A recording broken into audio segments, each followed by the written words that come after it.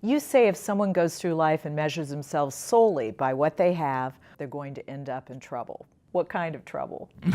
Well, I tell the story of a woman here in Omaha, a Polish Jew who was in one of the worst camps in Germany during World War II.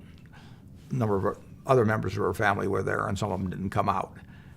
And some years ago, she looked at me and she said, "Warren, I'm very slow to make friends because when I look into somebody's eyes, the question in my mind is, would they hide me?" And I tell people, if you get to be 60 or 70 years of age and you've got a lot of people who will hide you, which is another way of saying you've got a lot of people who love you, you're a success, and you'll know you're a success. I've never seen anybody with a lot of people that loves them when they get to be 70 who is an unhappy individual. I've seen a lot of people with a lot of money who at 70 are very unhappy individuals, and nobody loves them. You know, their own kids would say, you know, he's in the attic, he's in the attic. So the ultimate satisfaction in life is not how big your bank account is. It really is whether the people that you wish loved you actually do love you. So are you successful? I feel okay. Yeah, I'm not as successful as some others. Take your time, I'm doing fine. I do feel good about the people that work around me, people I've worked with over the years. I feel good about my children, grandchildren. So it is not a function of money with those people. So you would say you're a success? Well, I would say that I'm working towards it. I think that being principled probably is more a factor in being happy. I do think that as I look around at my contemporaries, and these are people that have been through a lot over the years. I mean, in some cases they've had children die, or they've had really ultimate tragedies in many respects sometimes. Maybe they've been with a business that went broke at one time. On the other hand, they've had lots of successes too, but the ones that, I don't know anybody that really has lived a principled life and that is unhappy. And because, in effect, the people around them admire and love them. When is enough enough? Well, I certainly think enough is enough when you have everything your family could reasonably need in the way of you know, the pleasures of life. I mean, I don't think cost of living and standard of living are synonymous. I get to eat what I like to eat. I get to live where I want to live. I get to drive the car I want to drive, and all of that. And you know, it uses up some money, but if I spent 10 times as much or 100 times as much on it, I would not be a happier person, nor would I, in my view, live a better life. I could take all my money and, you know, I could do what they used to do in Egypt. I could use that money to build the biggest tomb ever built.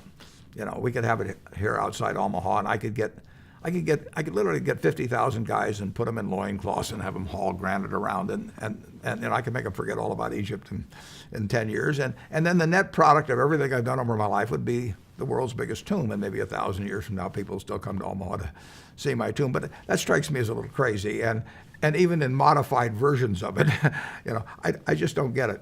I'm going to give him a stock tip. How did you feel the day you gave 99% of your wealth to philanthropy?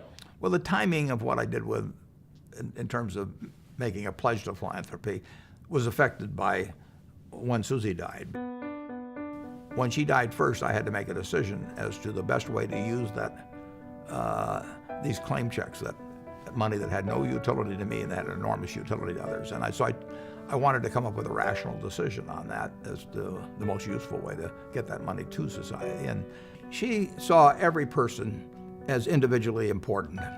She felt that if there were 6 billion people on this planet, that everyone deserved the same chance in life, the same chance for health, same chance for education, and all of that. I'm not remotely as charitable as somebody that puts $10 in a collection plate this Sunday and gives up a meal out or a movie or something, or one toy for their child at Christmas or something of the sort. I've never given anything up that's affected me or my family. And people call this work. I hope that the Giving Pledge, and it has already caught on big enough to have an impact, but I would love to figure out ways to have that hit a broader area of society. We've originally worked on the Forbes 400 type thing to get really wealthy people to focus on what can be done with their wealth and to pledge what they will do with it. And very easy for them to do it. I mean, the poorest group we're calling on has $1 billion. If they give half, they got $500 million left over. What can you do with $500 million? I mean, if you need another million beyond $500 million, you'll have to explain it to me. I mean, that is a lot of money. Most interesting quality in life almost is love, because you can't get rid of it. I mean, the more you give away, the more you get back. And if you try and hold on to it, you don't have any. It's a concept. I don't know exactly what its counterpart would be anyplace else. But the people you know that receive love are the ones that are just pouring it out all the time. And the ones that don't love anybody else, they're not getting any back. It's kind of irritating in a sense. I mean, you have all this money and you say, I'd like $1 million worth of love. You can't buy it. Buy sex, but you can't buy love. So you think love is a commodity that has no finite? It's the ultimate commodity. I mean, it's the ultimate quality, really, because there is no finite limit to it. And the more you give, the more you get.